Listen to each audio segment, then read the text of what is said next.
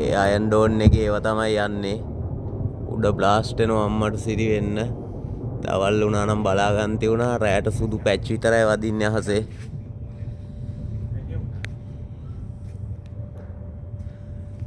බිල්ඩිමක් උඩ හිටියනම් ලයිට් එලියත් එක්ක වීඩියෝ එක ගන්න තියුණා. මෙතන ඉඳන් ගන්නකොට කරුවලට පේන්නේ.